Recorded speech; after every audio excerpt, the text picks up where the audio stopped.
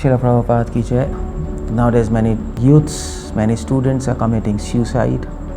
Many young people are committing suicide because of relationship problems. Number one problem is relationship problems. Second problem is a lot of studies, the burden of studies. And third problem is they cannot fulfill their dreams, so they choose to end their life. So this is called suicide, by the way, and suicide is the greatest sin in all scriptures. It is said in scriptures, in Mahabharata it is said, anybody who commits suicide, he will have to suffer for minimum 10,000 years in hell. And before that he has to suffer many years as a ghost. And in that hell, when a person commits suicide, a special hell is reserved where you will go and you will find many people there who have committed suicide. They'll be there, but you will not be able to talk to them, you will not be able to feel them. You can see them, they can see you, but you will not be able to interact with anybody, and this will be extremely frustrating. So suicide is a big sin. Why it is a sin?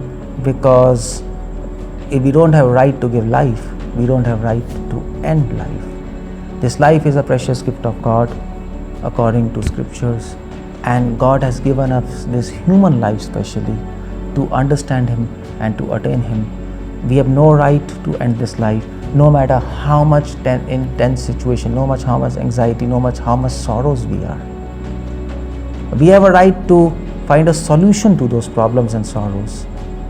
And if the sorrows don't end, then we don't have a right to end our life. That's not a good logic.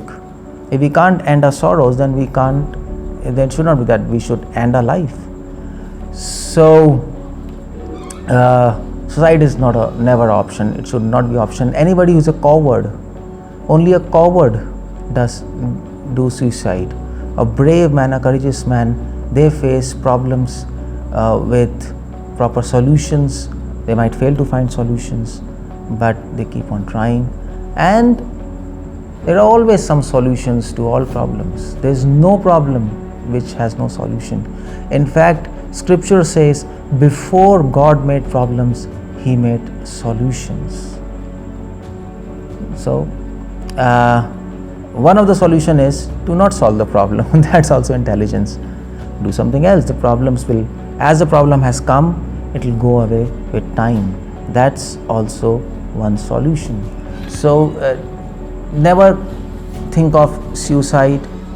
Anybody who is trying to do suicide, just stop them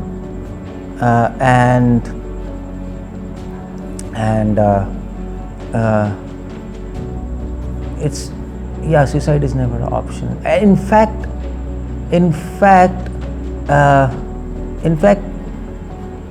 there is no point of doing suicide, because according to scriptures, people who are not connected to God, they have already done suicide. They have already committed suicide. It's called spiritual suicide. If we don't connect ourselves with God, it's a spiritual suicide. We are killing our own souls. That's what also Upanishad says, Atmaha. We are killing our own souls. People who think I am God, people who think that everything is formless, everything is formless light, there's no God, there's no soul, they are also committing spiritual suicide, because they are annihilating themselves. People who say you make everything zero and make everything shunya, they are also committing spiritual suicide. So there are many people, 99% of people who are not interested in God, they are already dead, by the way. They look living, but they are dead. Their soul is deactivated and almost dead. So they've already committed suicide before they are born. In fact, they are dead before they are living. Only a live person does suicide. And people who read scriptures and speak all these kind of crazy philosophies, there is no soul, no God, everything is shunya, there is just nothing. There was one king, and there was one Chinese philosopher, and there was a debate, and the king was saying there is nothing greater than God. The Chinese philosopher smiled and he said, I am that nothing. So that kind of philosophy is a completely spiritual suicide. We should not fall to all these things. We should never do real suicide, and we should not even do spiritual suicide. We should live our lives dedicated to God and be happy.